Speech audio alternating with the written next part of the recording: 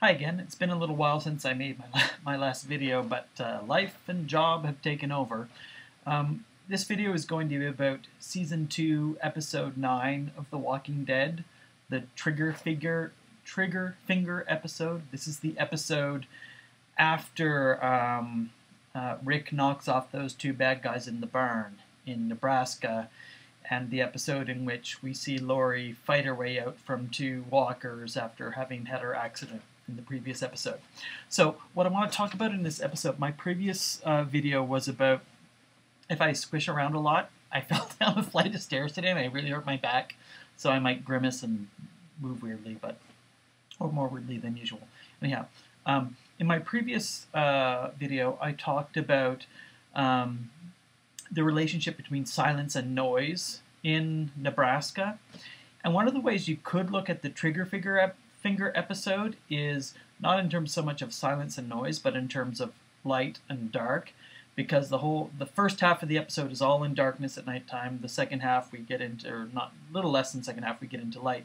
But and I think there are ways to go with that thematically. But the way that I want to talk about the Triggerfinger episode is by talking about the difference between being together and apart in different ways. Because this episode begins with people being apart physically, right? People are in different spaces physically. And it ends with people more or less together physically, but psychologically, emotionally, thematically, symbolically, people are really substantially apart. So most of what I have to say will focus on Shane's role in this episode, but to get there I have to do a few things to start, so bear with me. Okay, so the first thing is to say just that this episode begins with characters being apart from one another, right? We have Lori out on the road. She's just had her accident and she fights off the two walkers, pretty badass, all by herself alone. We have Rick and Glenn and Herschel in the bar in town, and as I've said in previous videos, bad things happen in town in The Walking Dead, and I'll add a link here to my videos on the difference between the country space and the town space in The Walking Dead. So we have Lori, who's broken apart from the group, Rick and Glenn and Herschel, who've broken apart from the group, and we have near the beginning of this episode, we see that Daryl has broken away from the group, right? In the Nebraska episode, Lori had gone to Daryl and said, "Hey, will you go to town to look for these guys?" And he said, "No, I'm through. You know, he wasted all his time looking for Sophia when no one else believed. He isn't going to do that anymore." And at the beginning of this episode, Carol goes out to him and says, well, what happens is that we're at the dinner inside, everyone together, but we see in that together space where everyone should be, people are missing. Where's Lori? Well, first they say, you know, where are Rick and Herschel and Glenn? They should be back by now. But then, where's Lori? There are people missing from the group.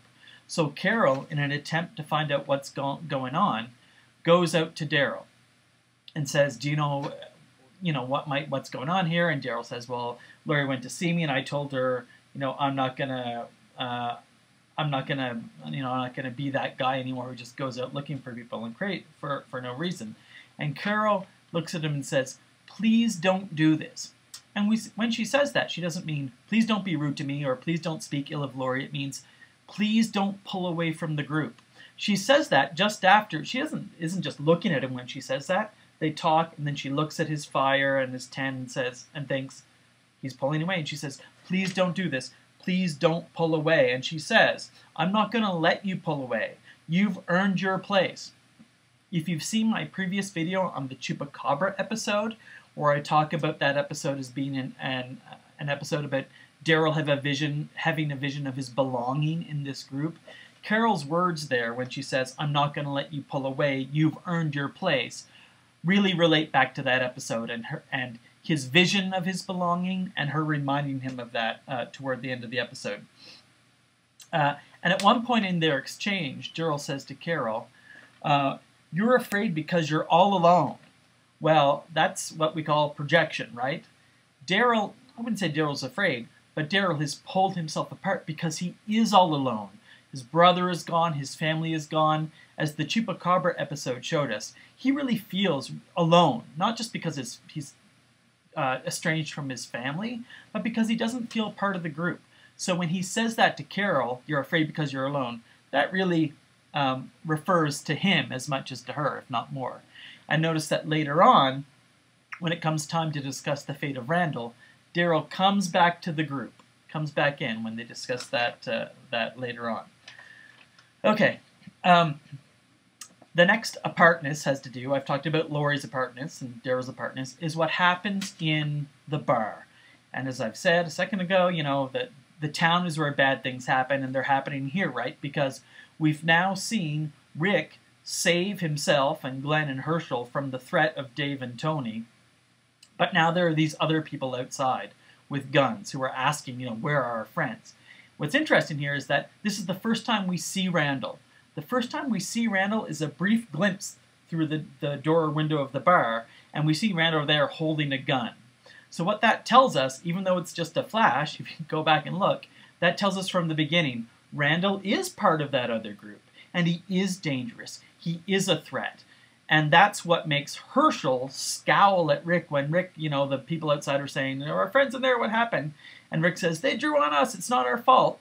There's a cut to Herschel, like, giving this look of, ugh, how could you say that? Even Herschel, as Shane always is, even Herschel is fed up with Rick's trying to kind of put the best spin on things, right? Of trying to reach out in a human way. Even Herschel, by this point, has had enough.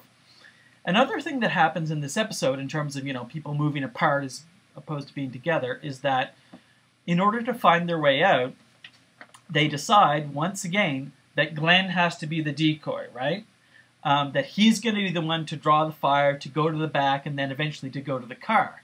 And when he runs out to go to the car, he finally freezes. He's had enough, right? And we hear gunshots, and then we see these sneakers poking out from behind the dumpster or whatever. And we think, either when I first saw it, I didn't know whose feet they were. I guess they're Glenn's. And thought, oh my God, he's dead. But he isn't. He's just frozen. And what he later tells Maggie is that the reason that he froze is because I thought only of myself, right?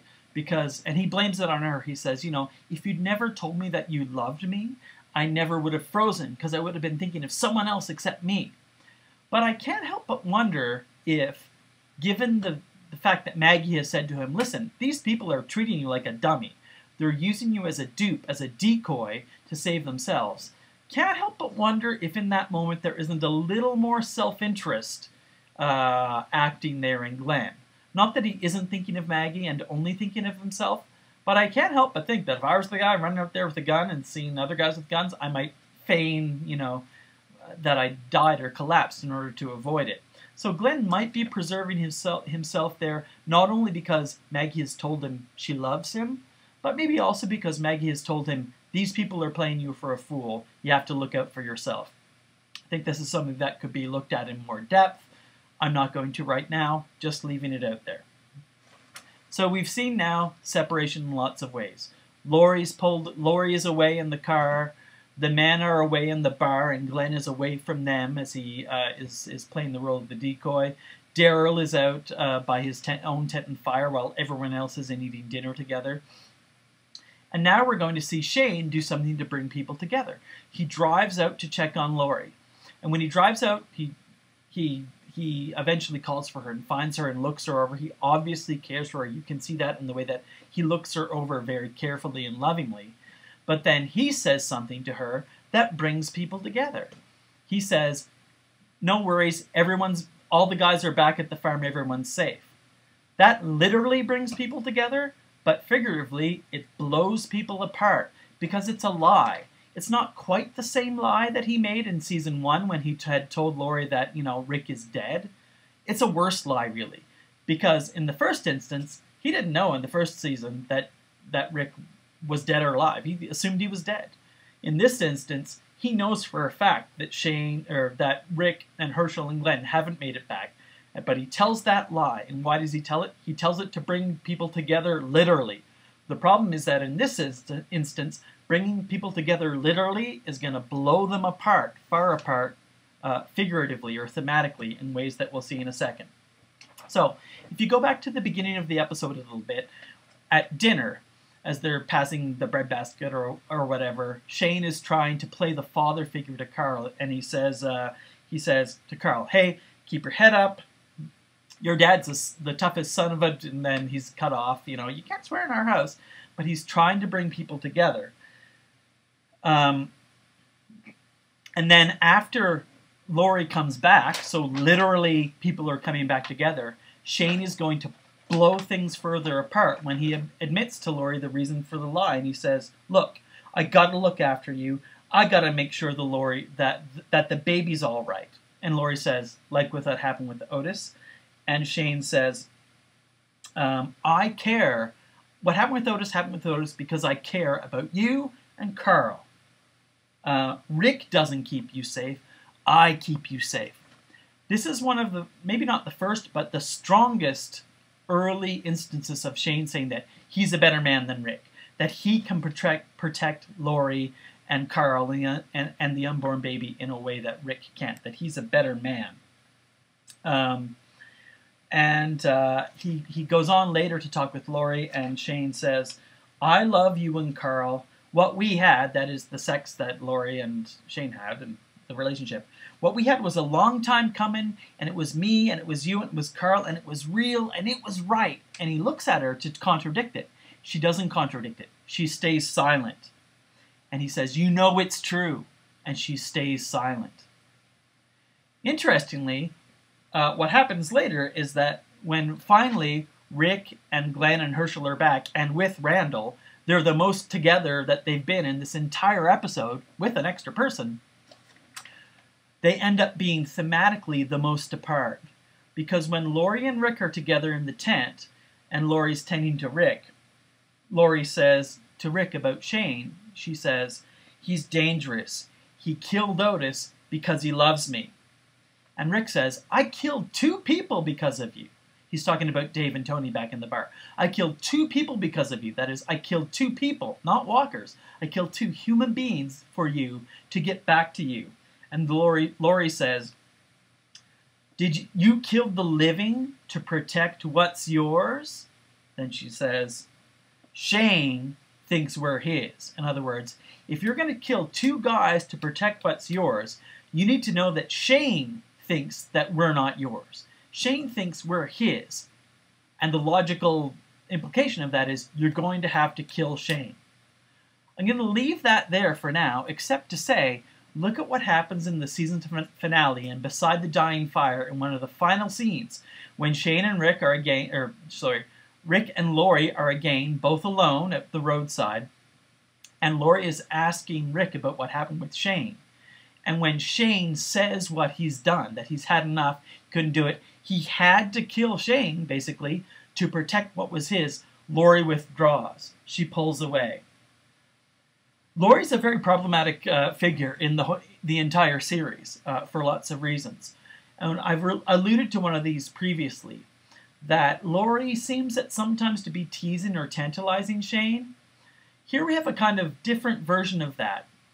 At the end of Triggerfinger, alone in the tent, she is clearly teasing or tempting or tantalizing Rick into having to get rid of Shane. You need to protect what's yours.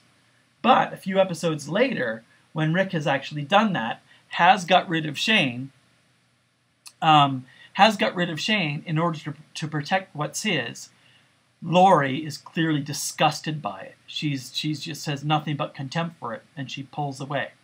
So one of the things that we'll talk about, I think, as we move forward into the next season, is Laurie's role in all of this. Laurie's really been a middle force between pulling people together and pushing people apart, right? She pulls together the family of Rick and Laurie, and Carl, but she pushes people away in the context of Shane.